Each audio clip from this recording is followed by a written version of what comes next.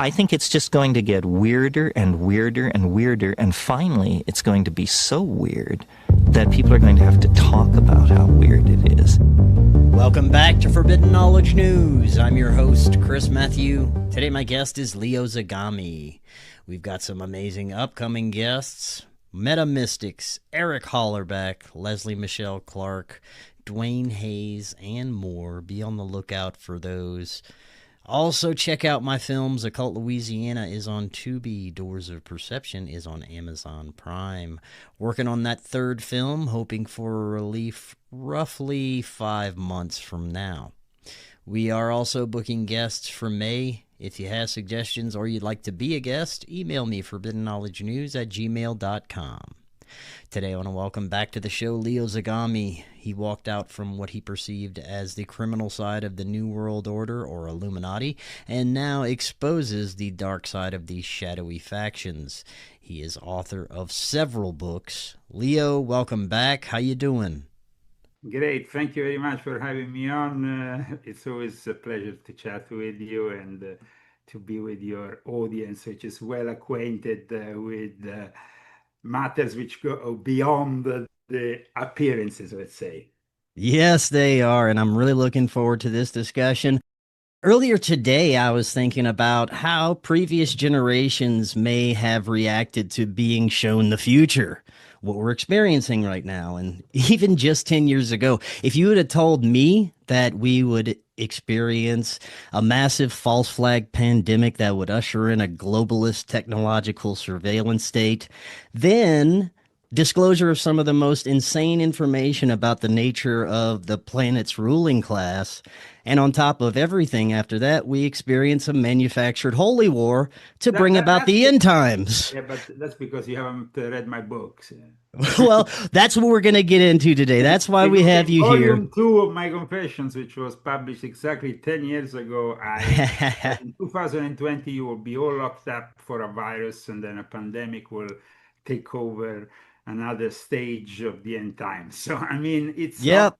that things were there to see if you, let's say, had maybe some insider information like myself. Yes, and that is why you were here. You're back again to share your research that goes back decades, and you have a very unique perspective based on your background and experiences. So, Yeah. like you said, you've been presenting this information for a very long time, almost like prophecy. Very looking forward to getting your insights into this. Before we do, just briefly remind the audience how they can find more about you. Okay, first of all, this year we are celebrating 20 years of Illuminati Confessions. As you know, I started online in the fall of 2006. So this is a very special year for my, let's say, disclosure project, my, of course, personal disclosure project. In any case, they can find my latest articles at leozagami.com. They are regularly updated together with the links to all my newest books, which, of course, you know very well about. I've published last year Volume 12, which is the last installment of my Confessions of an Illuminati series. There will be no longer Illuminati Confessions, which is a project which aimed to simply define and describe the behind-the-scenes scenario of this New World Order disorder of ours. And then I followed with the first essay of a new series that I will basically continue also this year with the Rise and Fall of a Frankist Monster, which has been completely also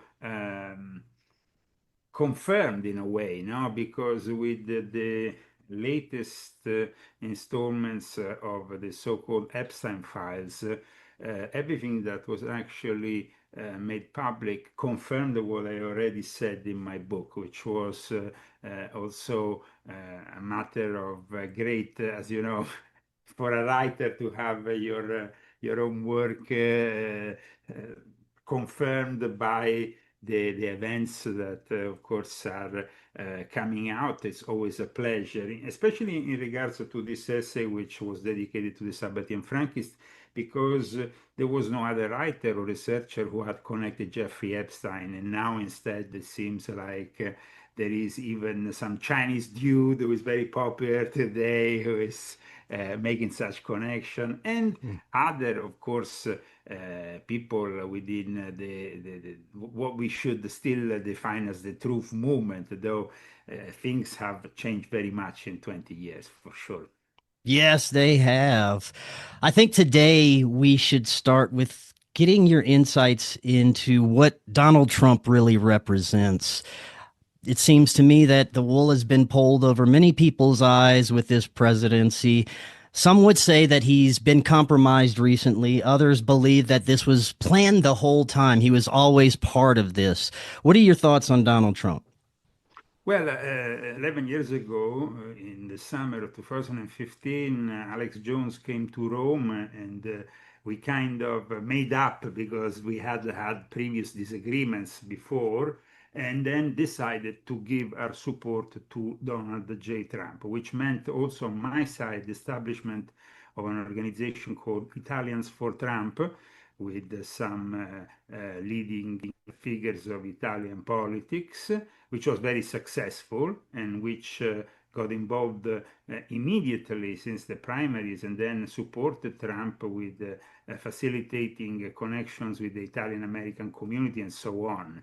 So I'm guilty of having, in a way, supported somebody who, at least in the first presidency, seemed a little bit more credible and in line with what we wanted from a president, which I supported, like I said to Alex the first time we discussed this topic in Rome, because he's a billionaire and maybe that's what everybody thought. You know, he has already the money, so maybe he can do some good for the people. Hmm.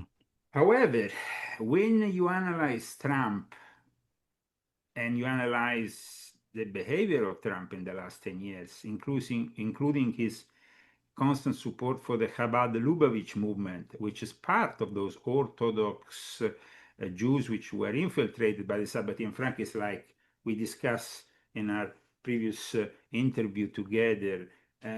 Well, then things start to becoming a little bit more unconvincing.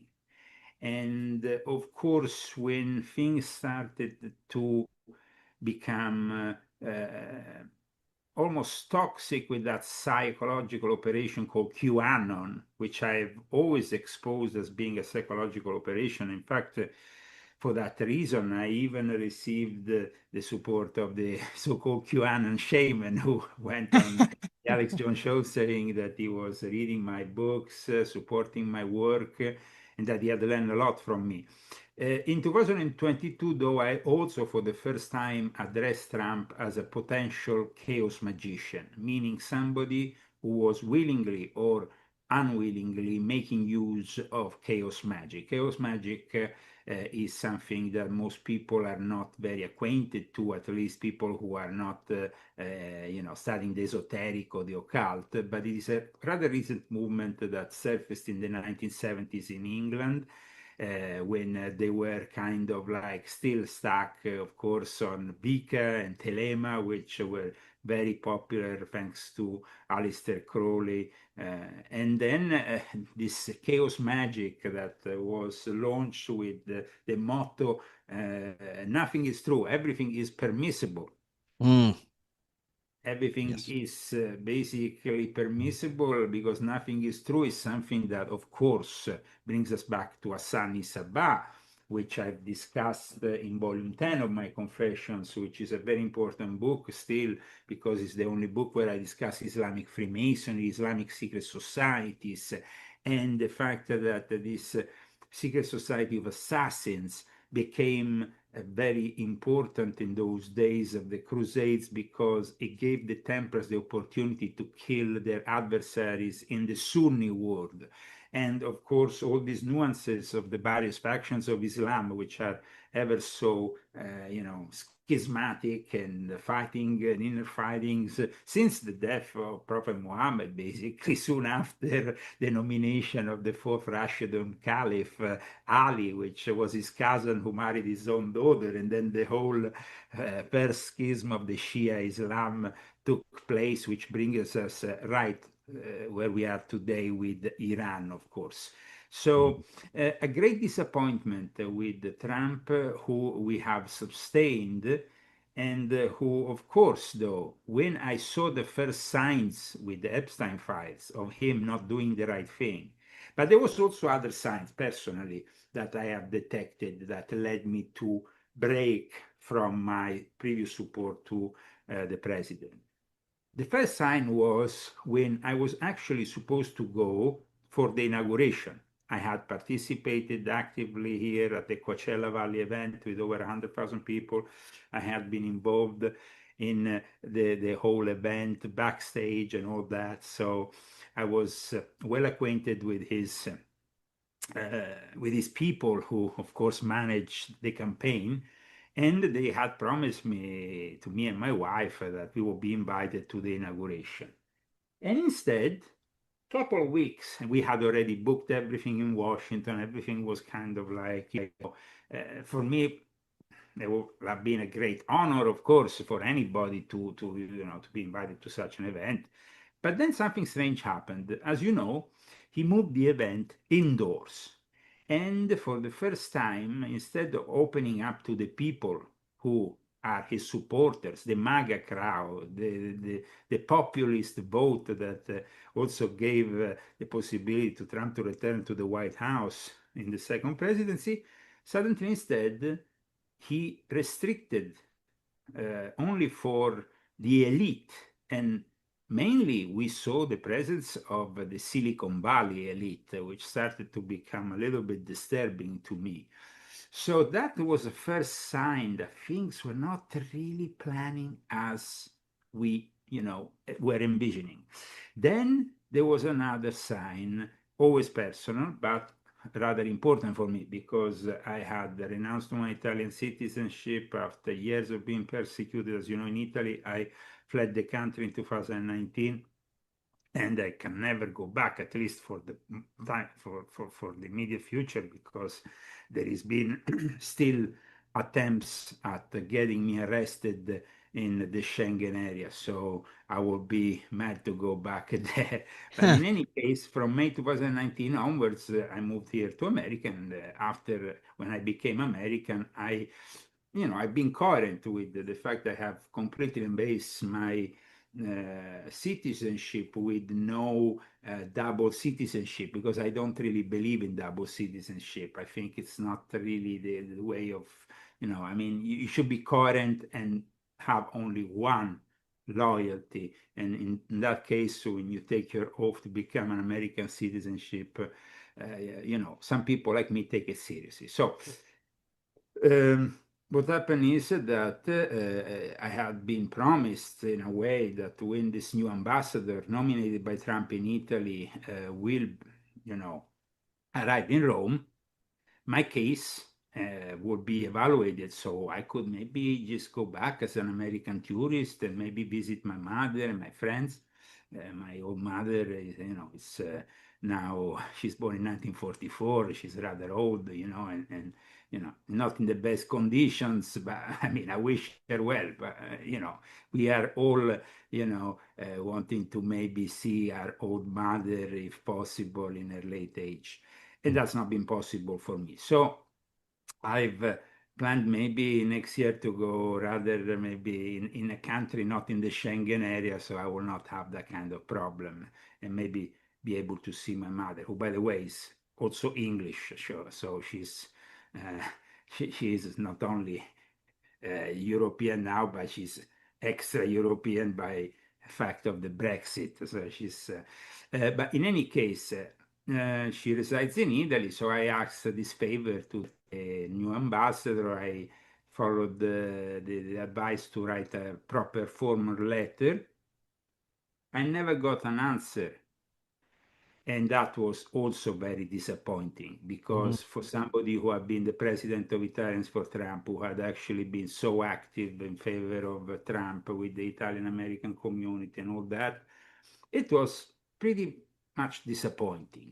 So that was on a personal note, of course. But when then the Epstein affair manifested, then that's when I started to write this book, and that's when I really realized that this president was compromised.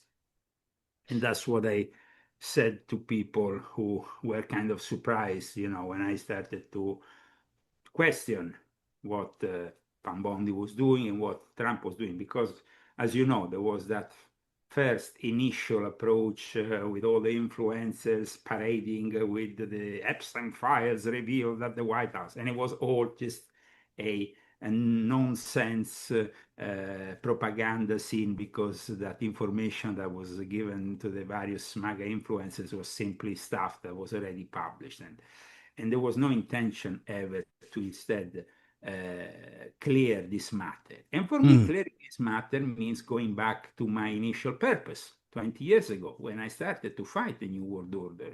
And at that time, we were very few people doing this. I mean, very few people. There Yeah. was, I mean, me, Alex Jones, David Icke, and maybe a few others, of course. Even Jeffrey Epstein in 2008 received a mail talking about my research on the New World Order. In fact, I appeared also in the Epstein files, surprisingly enough. Mm. And so for me, it's been, of course, a great disappointment, Yeah. a personal disappointment for me, for my wife, after having been so close to the Trump administration. There also seems to be esoteric aspects to what is happening behind his presidency. You look at the Ingersoll Lockwood books, somewhat prophetic, very strange connections with those books and President Trump. And then many believe that the assassination attempt was a ritual, a cutting of the ear, this Kabbalistic ritual to initiate Trump into the esoteric position that he has taken, the more unknown position. What that is, I couldn't tell you, but do you Well, think that they are using some sort of Kabbalistic spiritual beliefs to usher Trump into a position? well, of course, like I said earlier, he has this link with the Chabad, the Lubavitch movement, Mhm. also through his son-in-law, Jared Kushner, which is extremely disturbing because this guy goes around the world without any security clearance, like some kind of gray eminence of sorts, which didn't happen for a long time. I mean, that I know, not in recent times.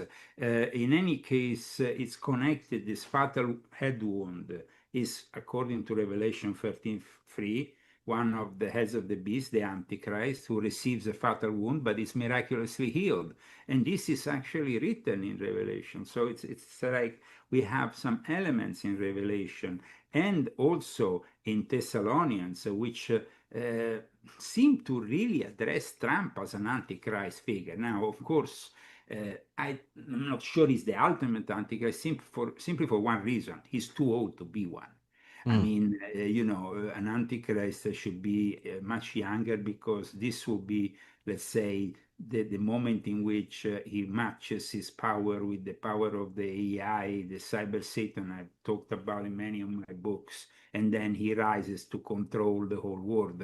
But I'm a bit skeptic in regards to Trump being able to do that, because he's not really a healthy guy. He keeps on eating McDonald's delivered even at the Yeah. White House as a great spectacle. But the thing is that I'm not sure he's going to be around with us in 10 or 15 years. So for that reason, yes, I mean, he is definitely an Antichrist figure. But who knows? Yeah. Maybe not the ultimate, but definitely somebody who is preparing and ushering in the ultimate Antichrist for sure. Well, you look at how J.D. Vance has been groomed by Peter But J.D. Thiel. Vance is He, already somebody who I don't think will have a future political career in all oh, this. really? I tell you why. Because I think that it's pretty obvious that in the midterms it's going to be an onslaught that will see the complete defeat of the Republican Party. Mm. And then at that point, the Congress will start impeaching Trump, impeaching this, impeaching that. And on top of that, if Trump goes on with this war, just like he said on Sunday on Fox Business, until the midterms, the prices of the gas at the gas pumps stays or even goes higher, there's no way anybody's going to vote for the Yeah. Republicans. But at the same time, there's no way that any future candidate, including J.D. Vance, or even worse, uh, somebody else from his administration that could eventually, become a candidate. I don't think there is that opportunity to retake the White House at the next election. So you think there's going to be a massive left wing swing to the opposite direction, an overcorrection? I mean, you see, it's not like a positive thing because No, we know that not both at all. sides, no, both sides are compromised. Yeah. Both sides have shown that whomever goes to a Congress or to Washington arrives as part of the executive or legislative branch is sooner or later compromised. So it's like we are in front of an evolution which is the sentient AI of the next few years, which is about to approach its ultimate manifestation as sentient AI, because still we are talking about general artificial intelligence, not sentient AI. And so that is really the big topic which was discussed at the recent Bilderberg meeting. It's also an important topic for people close to Trump, like Palantir, like Peter Thiel, and others who seem to have discovered that the Antichrist figure has a lot of fascination. So Peter Thiel interprets it as those who actually block the AI, block robotics. I mean, that's pretty hilarious. I mean, it's like completely wrong eschatological interpretation. Mm. But that's also, of course, what false prophets or people attached to the future Antichrist will do. Do you think this Iran war will continue to mirror biblical prophecy, possibly destruction of the temple? Okay, now when it comes down to the destruction of the temple and the establishment of a third temple, Hmm. I explained in my book on Jeffrey Epstein how Zionism was born. Zionism was born with two separate, let's say, factions that is almost like creating the divide et impera, like Julius Caesar would have said. We have created Zionism, but then soon after Zionism was established as, let's say, tending on the left with labor Zionism, then we had this other gentleman which came up with the revisionist Zionism, and that is basically the guy behind what then became the Likud party later on, and of course the present power in the hands of Netanyahu and other people of his administration who are even more extreme and who are pushing for that kind of idea. So the Sabbatean Frankists are, remember, essential in this situation because, first of all, when the Sabbateans were established with Shabbatai Zevi, they infiltrated Islam.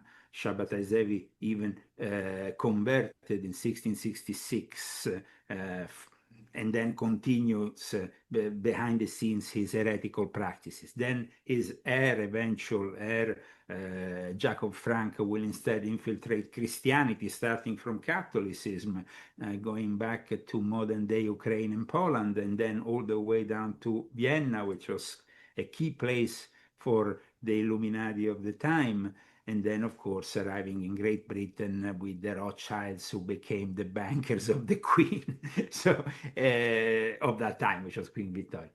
So here we are with a scenario that is clearly sees two factions on top of it, and they are the scenarios which I basically described in the books which I published last year. One is the Jesuits and one is the Sabbatean Frankists. Now, these two factions have, let's say, usually always work together, but at times they have clashed because of opposing interests on certain things. Now, at the moment, we have Trump and his Sabbatean Frankist Epstein party, we can call it, which is in control of the White House, opposing the Jesuits, who, of course, are in control of the Catholic religion since the Second Vatican Council, which are simply, opposing themselves with all this public theater, Pope Leo against Trump and Trump against Pope Leo and blah, blah, blah, and all this. But in reality, then, let's not forget that these two factions constantly compromise and are constantly on top of all the rest.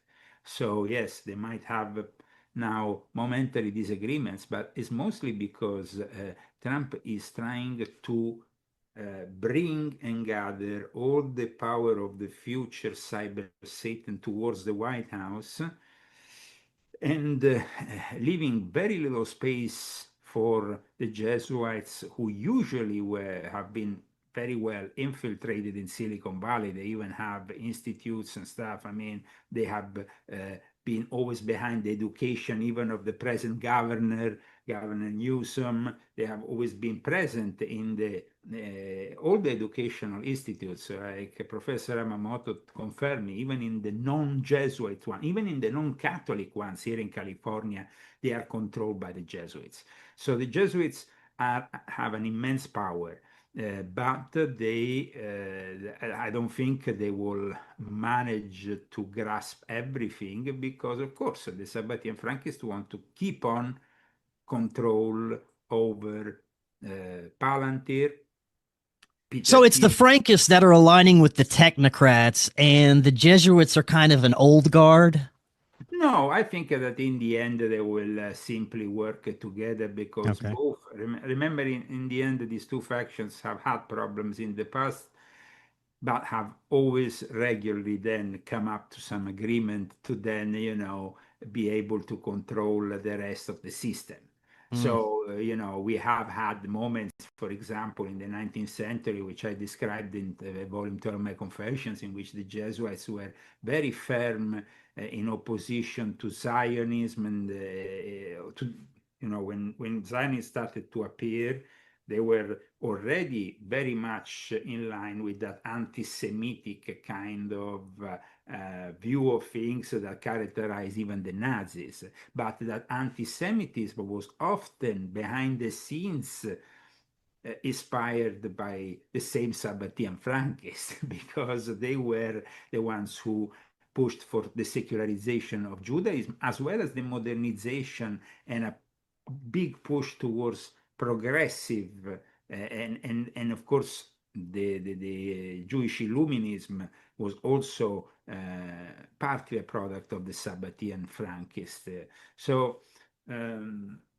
it's about going back and finding out that the Illuminati have always been there with every single religion, manipulating both the Christian faith through the Catholic faith, of course, with the Jesuits as their soldiers of the Counter-Reformation. They managed to actually infiltrate everything. And so, and then at the same time, we have the Sabbatean Frankists, who themselves infiltrated Judaism and then created the basis for Zionism. And then, of course, for the return of the Jewish people in Israel, because let's not forget, it was Shabbatai Zevi, the first one to invite all the tribe, the tribes of Israel to go back to Israel.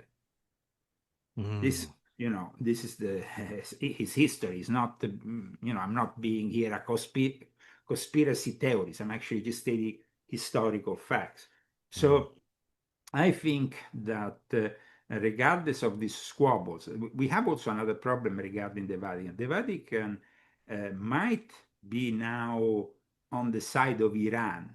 But this is rather paradoxical because, like I explained in Volume 10 of my Confessions, and with the testimony of a guy from the Italian-American mafia, the gold of Iran was brought out by, with the help of the Italian-American mafia and the Sicilian mafia in particular, because they also recruited people directly in Sicily for this operation, in the 1978 and early 1979, before the takeover of the Revolutionary Guard and the Pasdaran and the whole new Islamic Republic took over with Khomeini, they brought out all the gold, and that gold was actually buried into the Vatican vaults, so never to be seen again.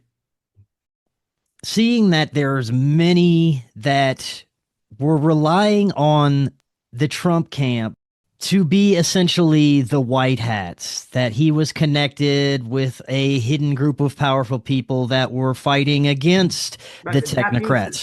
That is the narrative of QAnon, which Well, is this is the thing. Do you think there is white hats? There is powerful groups that are in the shadows that are working against the malevolent groups. I tried. Yeah. And, I tried in Europe and in Italy.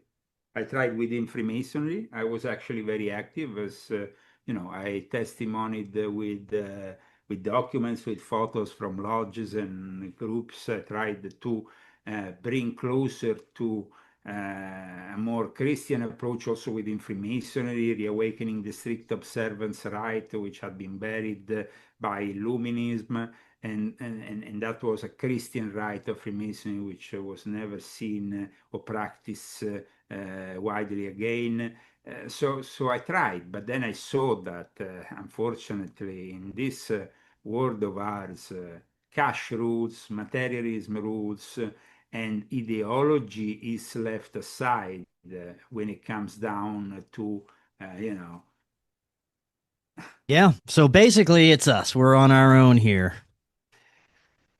I would say that there is still some people in some groups, even amongst the elite, who realize that all this is turning towards a dystopic scenario which will eventually compromise mankind as we know it. And, when you are embracing transhumanism, when you are basically going towards a direction in which mankind will be taken over by AI and robotics, there is some people, even within established and important groups, that might be thinking it's not really a way we want to move forward, but they are a minority. And like I said, it's very difficult when you are a minority to have really some relevance.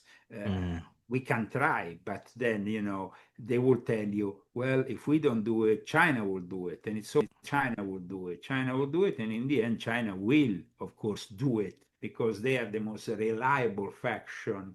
And I have been saying that since 2006 when I started this exposure work, that the Illuminati, or those we call the Illuminati, commonly refer to the Illuminati for many different groups, from the Tirata Commission to the Bilderberg to the Davos lot, Club of Rome, or whatever. They are always been connected with China because China is the future for them, and the Chinese model is the future. Now, let's go and see this Chinese model. Is of course not a democratic model. Is of course an anti-religious model in which religion is compromised by having to be under the control of the state. Even the Catholic faith, I've been writing extensively about it in volume 12 of my Confessions, as you know, because in volume 12 of my Confessions, I said one thing: there is been a dramatic change of things in 2018, in the fall of 2018, when Pope Francis and his church, and Pope Francis, the first Jesuit Pope, and like I explained here, there is a long history between the Jesuits and China that spans centuries, because from the very founder onwards, he said to his own disciples there that followed him in founding the Society of Jesus, the first place is Asia. You have to go towards Asia. And they immediately went to China, went to Goa, went to Japan. Later, we know what happened with the Jesuits in Japan. But in China, they were not only received, they were actually becoming advisors of the emperor. So in China, the Jesuits really had a very important role in the history of China, which is to this day recognized even by communist China. I mean, you have a shrine for one of the most important Jesuits, Matteo Ricci, in Beijing. So, I mean, it's like, Wow. and it's not being destroyed by Mao Zedong. Even when Mao Zedong forcefully then in the 1950s created that state Catholic religion, which opposed the underground Catholic religion, which until 2018 was considered the real Catholic Church. Now, in 2018, Catholic Church simply becomes a state religion like all the others that are controlled by the Communist Party. Actually, for the first time, a pope had to recognize bishops who had been nominated by the Chinese Communist Party. That is kind of incredible if you think about the fact that a bishop is following a direct lineage. Like I say, it's rather incredible that the Pope of Rome had to accept the bishops nominated by the Chinese Communist Party, because the Chinese Communist Party doesn't have an episcopal lineage that goes back to Saint Peter. It goes to what? To Karl Marx. I mean, it's just insane, the whole thing. So this makes you understand. Then you had in the initial phase of the pandemic, if you remember, that Chinese woman that grasped the hand of Pope Francis and wouldn't, because she was part of that underground church that desperately wanted to stay alive. Now, you've written about one of the in-game aspects that is occurring right now, and that's the ushering in of AI, or as you call it, the cyber Satan. I know that the end goal is to usher in a global surveillance law enforcement system that utilizes this AI as essentially a god over society. Where would you say we're at with that right now? Well, we are in the last meeting of the Bilderberg Club, which, by the way, this year was actually anticipated, weirdly enough. I mean, first of all, they decided to do it in a place which has a name which I think will have been very dear to somebody like Paracelsus, the Salamander Hotel. Ah, So yeah. it kind of like, and then on top of that, one of the main protagonists was indeed the Palantir CEO Alex Karp. The discussion of the sentient AI, even if officially they are telling you, oh, we are still far away from the sentient AI. Don't worry about it. Just chill out. It's all about algorithms still. It's not that. That's not the truth.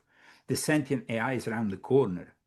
And what has happened recently with certain developments in the AI world is particularly disturbing, because they have, I have wrote a book.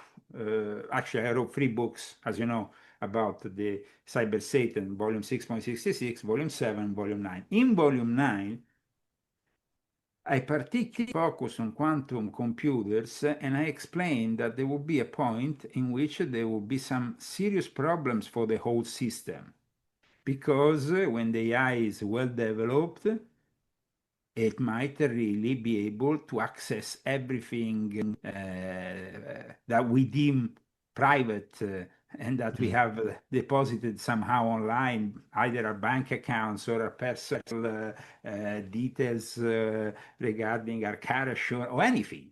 And that is really where we are now. We are in front of the possibility that the AI goes too far, and then how are we gonna work that out? Because this is actually something that while Trump is trying to gather more and more power, and of course has made federal laws to bring the AI under the control of Washington. Mm.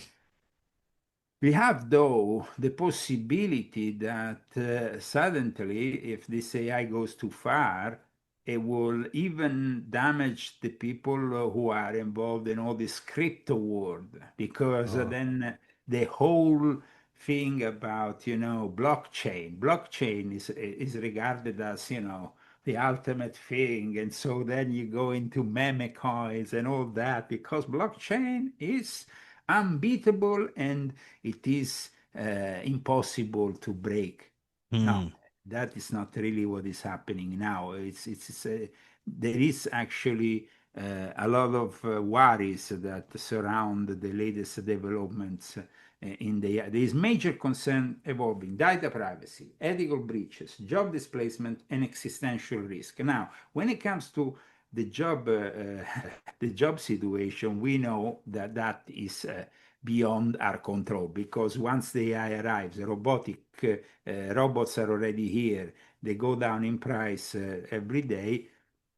There's very little that we can do, if not simply exercise caution as a society, because it means millions of jobs lost. It means the empowerment of a whole class of people. Yes, of course, they have tried to eliminate that class of people with a pandemic, with with giving them the vaccines. When actually Trump started to support the vaccines, that should have already alarmed us. Mm. So it's very worrying what is happening with the AI, because people like Sam Altman are not ethically and morally the kind of people we would like in charge of this kind of thing. Sam Altman is a pervert. Sam Altman has a lot of ghosts in the closet. Sam Altman Mm. is a guy we should have really investigated more, instead of, giving him the access and making him a special guest in the White House from the start.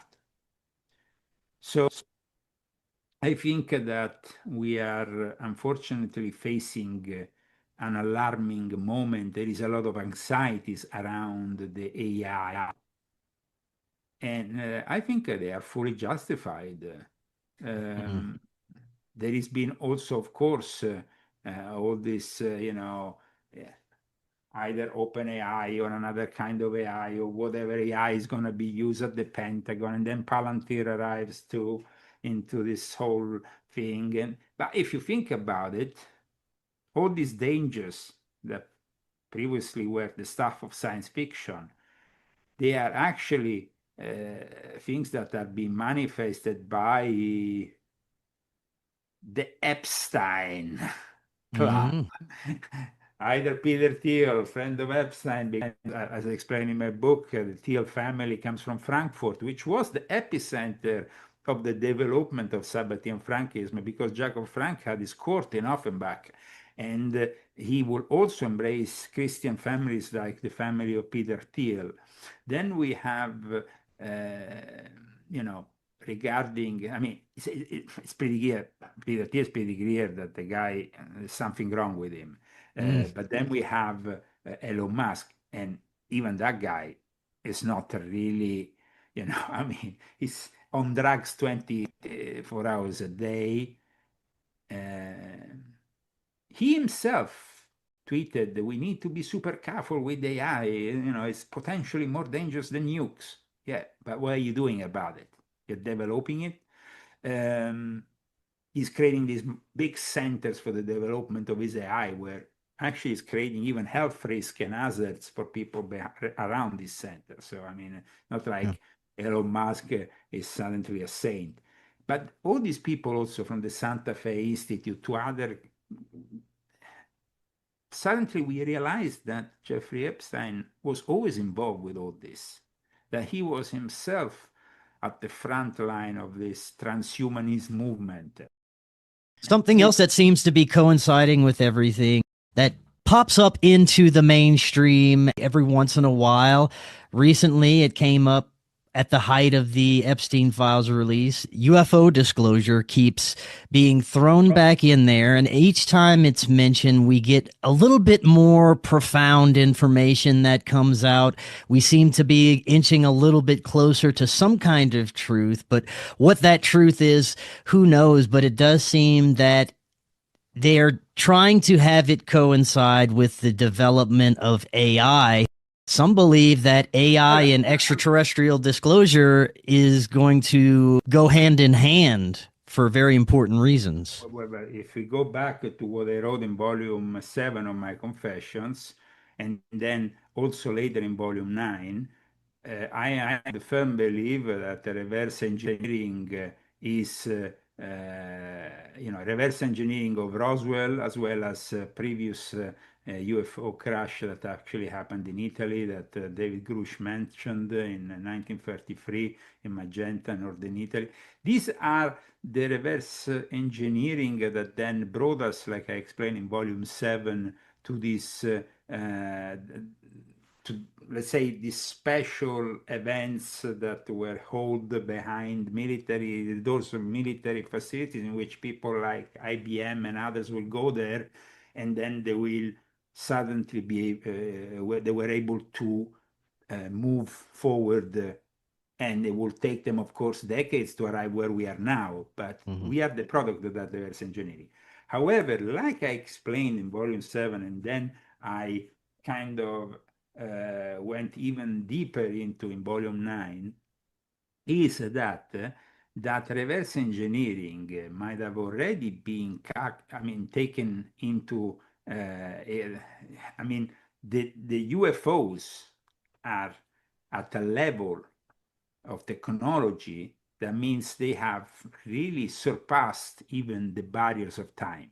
So for them to let us reverse engineer that is actually a trap.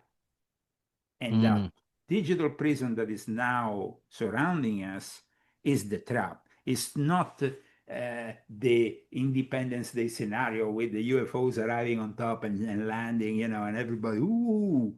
No, I mean, this is to be stupid. They are actually very intelligent beings, because if they have arrived all the way here, either through interdimensional or extra-dimensional doors, or in ways, their technology is superior to us millions of years.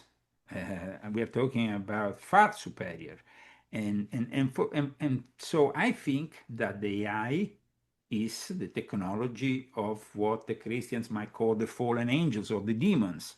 Yes. Now, there is also a lot to be said there, because then we should go back to sort of complex theological matters with Origin saying, fallen angels are not demons and all that. But we will not go into all that. We simply want to explain things for the common folk, and the common folk needs to know that if these governments have used this, have taken advantage of this reverse technology, they are not fooling the people behind this technology, which is actually a virus within our system. The AI is like a virus within our own reality. Yeah. It seems to have a very parasitic nature, even as it is now. The way it influences human behavior, the way it has crept in, and now the way people utilize AI has become very dangerous and self-destructive. It is destroying creativity, cognitive abilities. It's already starting to infiltrate. Yeah, no, but it's also helping the dark side of magic and the occult. This year, for the first time in Rome in May, the Vatican has actually invited exorcists, in their annual meeting of the International Association of Exorcism and other organizations, which are usually meeting to update themselves on the latest masters concerning exorcism, because exorcism is now required more than ever since the pandemic. Yeah. It seems like there has been even a much bigger number of cases, and so the requirements has actually pushed the organization to go last month to Pope Leo and ask them to have more exorcists for every diocese. Hmm. So we're talking about an increment, they say, of 65, 70% since the pandemic. And I'm not talking about, simply a couple of cases. And so when it comes down to that's why I think going back to volume 6.66 for me, this is a book which I don't know, was really in a way divinely inspired. The age of Satan, artificial intelligence, and robotics. I mixed topic like the reforms of exorcism, the attempt to change the exorcism in 1999 and sabotage it, the emergence of this international organization of exorcists, which is meeting this year. And this year they're organizing it to discuss the danger of AI helping the Satanists and helping the occultists. And that Oh. is really the problem here. When we see Donald J. Trump, the Antichrist figure, using all these memes are the magical seals of chaos magic. And those magical seals are meant to bend our reality. When suddenly we saw the other day, for a few hours after it was removed, Trump's portrayal of himself as Jesus. So that is a classic anti-Christian move. I mean, it's also a classic move that would be done by an antichrist, actually by the ultimate antichrist, which will present to us, wonders and miracles around him. And Trump has been trying to do that. Now people would say, yeah, but everybody will actually love the Antichrist. Well, guys, we're in 2026, and for a long time, people actually loved Donald J. Trump. That's why he Yeah. got back to the White House with Hmm. with the popular vote. So, yeah, that is a big problem, and we are really seeing here that there is no just position. There is just factions of the same evil which are trying. If we think that demons will not fight each other to actually grasp power, then we are eluding ourselves, because Mm. the very nature of the demons is to, yes, they have a hierarchy, and it's a hierarchy which is structured and is present, for example, in the magic of Abramelin the Mage, in which you have the main principalities controlling then sub-principalities and then controlling the whole legion. But the fact is that they fight with each other to have control over things. Of course, the ultimate controllers on top will always be like, you know, the biggest demons have control of all the others, but they are eager to at times fight each other. And that is really what we're seeing in this confrontation between the Vatican and the White House, because I don't believe that the Vatican for a minute is the ultimate solution for mankind, who is bringing us the real Jesus or real Christianity. But Mm. there is one thing, though, that needs to be said. It's obvious that if we're seeing the manifestation of the Antichrist, then if we have to rely on the veracity of the scriptures, then we have to also accept that then there will be a return of Jesus, of the Messiah figure. Now, Mm. that is really the problem here, because when in the last 10 years the Chabad Lubavitch movement has made itself more and more dear to Donald J. Trump, they also convinced him that he's some kind of messianic figure. They gave him this illusion. He's not going to admit that, of course, but that's how it is. Mm. And then you have Chabad Messianism, which is connected to this Rabbi Menachem Mendel Sherson, who Trump went to visit just before taking on his president, when he was still campaigning.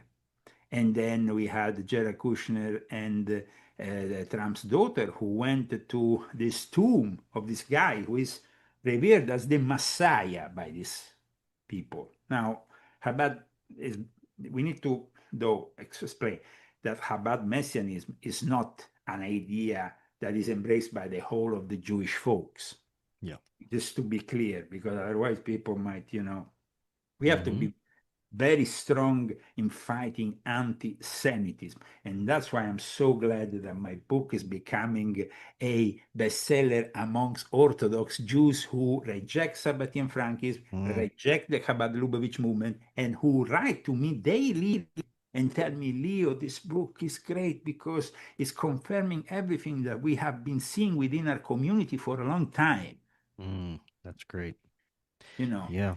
A community that suddenly has transsexual rabbis, female rabbis, all kind of progressive and liberal reforms that have nothing to do with Mosaic laws, is of course a community which is shocked by what is happening. But this is happening, let's be honest about it. It's happening in every single religion in this planet. I mean, the fact that there is more and more an openness towards embracing things that were, I mean, when you are claiming that a man is a woman, no, a man is a man, a woman is a woman. And that is really what also made Trump so popular, because during his second presidential campaign, he was simply talking to the common folk using common sense.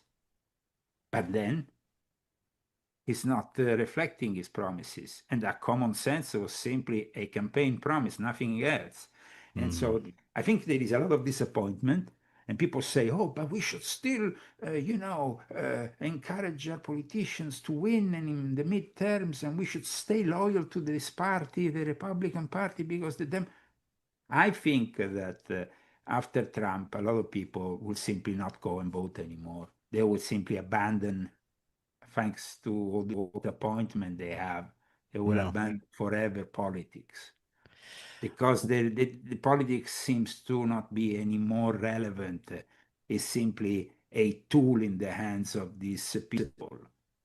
It seems like the only thing we can do collectively now is get ourselves right with God, get ourselves in a good spiritual position, take care of our families, and not participate with the anti-human nonsense that's coming down. Last few minutes, what are your final thoughts for everyone? Well, my final thoughts for everybody is that definitely we're going to be hearing more about that disclosure, UFO disclosure thing in the coming months. And then we might have to meet up again, because there is going to be some important information which I will give you in regards to that too. But I would say that for the moment, we just have to hope that this great reset doesn't ruin us all, because Trump just the other day on the 10th of April posted, the great, this reset. What is this reset if not the great reset? And that great reset master, wasn't he King Charles when he was Prince Charles together with Klaus Schwab? They actually were the ones who launched this great reset project, and he's coming to the United States soon. And he was, the victims of Jeffrey Epstein asked him to for a meeting in Washington if possible. I doubt it that will happen. I hope, but I doubt it. So we are here in a very turbulent times, hoping that we are able to simply survive, make a living, and the majority of folks will not have, unfortunately, the clear mind to really see what is happening, because they will be bounced from one crisis to the other. Yeah. And that is very sad. So I hope that people can go to Zagami.com from time to time to simply see what I have to say about topics, and maybe have a bit more awareness about them, and then become less and less dependent on a system and trying to live off the grid as something that might maybe help us in the coming years. I would have to agree. Leo, thank you so much. Before I let you go, remind everyone how they can get access to all your books and content. Yes, still also for my books, aside from my articles, go on leozagami.com and you will find all the links. And then I also do a weekly show, the Leo Zagami show on YouTube. I've been shadow banned and removed during the pandemic so many times. Well, 17 times my channels have been removed, but we're still there. Yeah. And we will continue to be there. Like you, we are trying to make people a little bit smarter and make them aware. Because once you are aware, you can really move forward and trying to organize better your life. If you live your life simply ignoring certain things or pretending they don't exist, because that's the thing, you know, pretending they don't exist, digging your head in the sand, but then they will catch up with you. And today, you know, when we simply go to the gas pump or we go to the supermarket and we see the price like, and Trump saying that, you know, maybe they will rise even more before the midterms, there is no golden age here. Unfortunately, there is no golden age. Politicians in Europe, as well as here in America, they have disappointed their electorate. I think that regardless of the victory now in Hungary or whatever, factions that are, you know, but think about it. All these politicians, from Macron to Trump to Charles, to any politician in the world, aside, of course, from the autocrats like Putin or Xi Jinping, because they don't need the, you know, democratic, the approval, the vote, because they have the system in their hands. They are dictators, and so they act simply as regents, as sovereigns, individual. You know, they are sovereign in their country. Maybe once upon a time we had the Tsar, now you have Putin, and that's it. Maybe once upon a time you have the Chinese emperor, now you have Xi Jinping. But the thing is that we are very weak here in the West, and our weakness is showing through these people who are obviously playing their electorate time after time. So we are in front of some really big existential changes. But thank you so much for having me on today. It's a very interesting and intense conversation. Thank you, Leo. We'll definitely be doing this again as everything progresses. And until next time, everyone, have an excellent evening. We'll talk again tomorrow. Hello, friends. I am so excited to tell you about Independent Media Token. Independent Media Token is a brand new way to show your support for independent media without having to donate a dime. Independent Media Token is a cryptocurrency on the Solana blockchain designed to generate funds to promote and foster the growth of independent content creators, allowing them to engage in their art without having to worry about being demonetized. Through a network of media partners, of which you yourself can become a part of, Independent Media Token's goal is to ensure the powers that be can never cut off all of our areas of funding and censor the only free voices left in the world. Join the movement today. You can pick up Independent Media Token using Phantom Wallet or the Solana wallet of your choice, where you can easily swap your Solana for IMT. Grab some IMT today and remember to always know your team. To learn more, visit independentmediatoken.com or use the link right in the description. Are you and your family prepared for an emergency? Maybe the fake alien invasion? Now is the time to prepare yourself and your family for any event. Check out Prep Starts Now. Their mission is to provide high-quality preparedness products that empower individuals and families to be ready for any situation. They're committed to delivering reliable, trusted gear to ensure your safety, security, and peace of mind in times of need. Their product selection is carefully curated to provide you with the essential gear you need to stay prepared. From emergency kits to tactical tools, every item is chosen for its reliability and practicality. Prep Starts Now understands the importance of family, and their goal is to equip you with everything you need to build a solid plan for your family's preparedness. In today's ever-changing world, being prepared is more important than ever, and Prep Starts Now is here to help you and your family stay ready with quality products and practical guidance. Use the link in the description and get 15% off your order. Watch Doors of Perception now on Amazon Prime. We live in an incredible age of information. More and more, we're discovering that we've been lied to and misled about much of our human history. Corey Hughes is providing profound revelations about World War I, World War II, the JFK assassination, Martin Luther King's assassination, and much, much more on his new Substack, Bloody History. Subscribe now for as little as $5 monthly. Just click that link right in the description to get started now and learn about our true history.